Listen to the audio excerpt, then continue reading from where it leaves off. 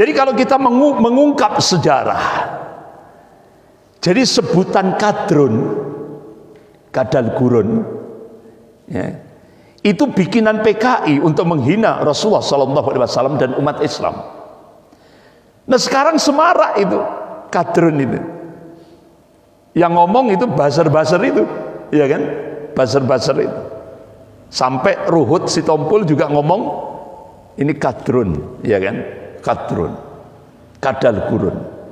Jadi itu sejarah berulang. Sekarang sebutan kadrun itu kita diingatkan kembali, sejarah akan berulang.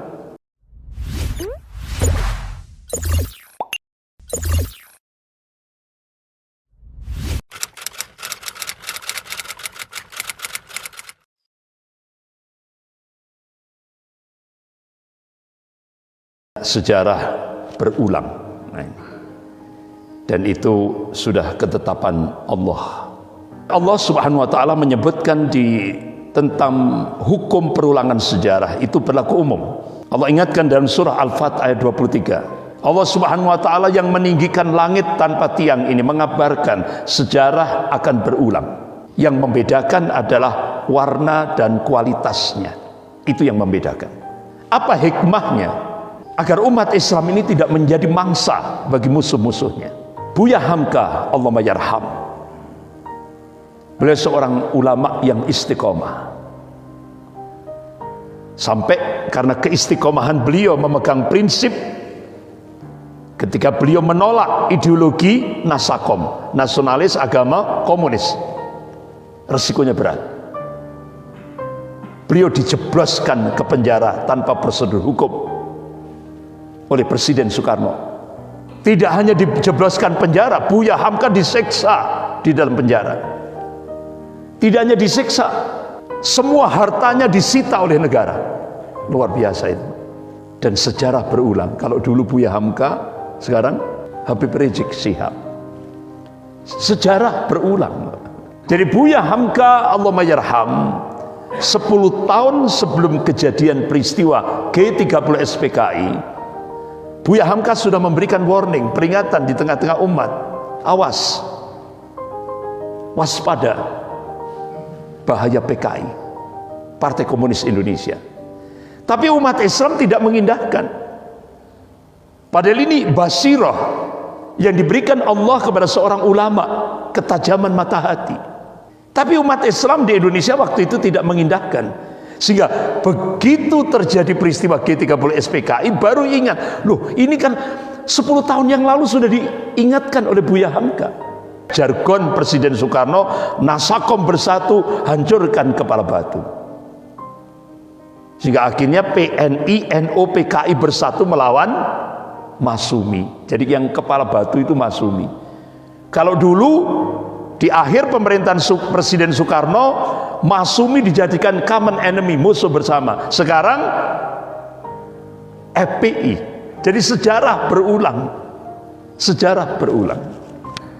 Yang membedakan adalah warna dan kualitasnya. Ideologi atau ajaran komunisme adalah kufur hukumnya dan haram bagi umat Islam menganutnya. Bagi orang yang menganut ideologi atau ajaran komunisme dengan i'tiqad, dengan keyakinan dan kesadaran, kafirlah dia. Jadi ulama dulu itu tegas, Pak. Tidak sah menikah dan menikahkan orang Islam. Tidak ada waris mewarisi, dan haram jenazahnya diselenggarakan secara Islam.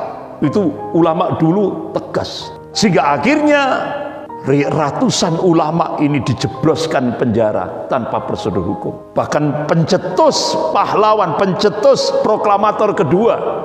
Kalau proklamator pertama Soekarno-Hatta, proklamator kedua Bapak Muhammad Natsir, pencetus NKRI.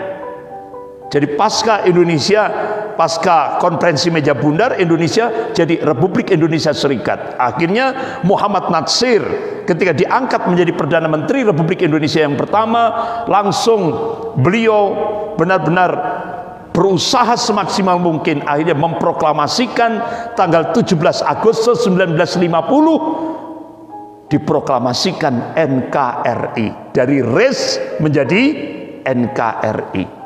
Dari Republik Indonesia Serikat menjadi Negara Kesatuan Republik Indonesia. Itu Muhammad Nasir.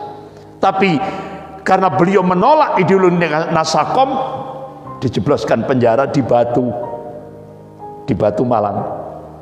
Itu 4 tahun penjara. Ini proklamator kedua. Akhirnya Presiden Soekarno berteriak. Jadi muktamar itu, konferensi itu adalah komunis fobia, dan itu satu perbuatan yang amoral. Jadi 907 ulama itu disebut oleh Presiden Soekarno amoral. Jadi ulama-ulama yang mengeluarkan fatwa tentang haramnya ideologi komunis itu disebut oleh Presiden Soekarno amoral.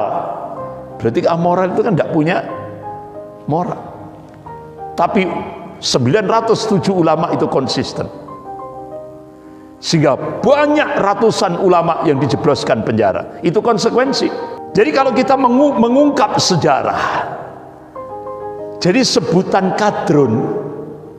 kadal gurun, ya, itu bikinan PKI untuk menghina Rasulullah SAW dan umat Islam. Nah sekarang semarak itu kadrun itu, yang ngomong itu buzzer-buzzer itu, ya kan, buzzer-buzzer itu. Sampai Ruhut Sitompul juga ngomong ini kadrun, ya kan, kadrun, kadal gurun. Jadi itu sejarah berulang. Sekarang sebutan kadrun itu kita diingatkan kembali, sejarah akan berulang. Bahkan pengakuan seorang warga Pati, Jawa Tengah bernama Sutoyo, bahwa istilah kadrun itu atau kadal gurun itu adalah ciptaan PKI sejak tahun 60-an untuk mengolok-olok umat Islam. Nah sekarang semarak itu, Pak. Jadi sedikit-sedikit kalau umat Islam kalau tidak dituduh radikal ya kadrun. Ini kan dimotori oleh DNAID dan Nyoto. Bapak jangan lihat krempengnya ini. Ini kan Nyoto ini krempeng, Pak, kurus ini. Tapi jahatnya luar biasa, Pak. Jangan lihat postur tubuhnya yang krempeng, tapi jahatnya luar biasa. Ya kan? Kadang-kadang kan, loh saya ndak punya pawaan, ya kan? Tapi kejahatannya menggunakan kekuasaan waktu itu. Ini Nyoto ini. Ini DNAID. Jadi jas merah, jangan melupakan sejarah. Terutama bagi kalangan anak muda ini yang tidak mengalami langsung kekejian PKI terhadap ulama dan kaum muslimin. Jadi pemberontakan dan kekejian Partai Komunis Indonesia sampai kapanpun tampaknya tidak bisa dimaafkan dan tidak akan bisa dilupakan oleh bangsa ini. Berkali-kali partai berlambang Palu Arit ini kerap berulah dengan melakukan kudeta, ya kan? Mulai tahun 1926 gagal, 1948 gagal, 1965 gagal, 1998, ya kan, yang dimotori oleh Jenderal LB Murdani, gagal. 2019, nah ini 2019 ini sudah rencana, tapi dibongkar oleh Habib Rizik Syihab bersama tokoh-tokoh intelijen di Indonesia. Hampir, Pak, 2019 ya. Nah, ini. Bahkan dulu sudah ditata rapi, ya. RI2-nya Ahok, ya kan. 2019 itu sebenarnya bukan Kiai Ma'ruf Amin, tapi Ahok, terutama oleh oligarki. Gagal, Pak, karena digoncang oleh Habib Rizik Syihab. Habib Rizik Syihab membangkitkan kaum muslimin dari Sabang sampai Merauke. Puncaknya peristiwa 212. Berapa itu di Monas itu, Pak? 13 juta lebih umat Islam dari Sabang sampai Merauke kumpul, ya. Dan waktu itu yang khutbah Jum'ah adalah Habib Rizik Syihab, ya. Jadi benar-benar ini sejarah yang tidak boleh dilupakan. Bagaimana PKI waktu itu menyebar pamflet, ulama itu tikus yang harus dibasmi. Sehingga setelah menyebarkan pamflet-pamflet ulama itu tikus yang harus dibasmi, akhirnya umat kiai dan umat Islam dibantai. Peristiwa Madiun itu kan ratusan ulama dan santri ribuan dibantai, termasuk pondok pesantren Gontor. Nah,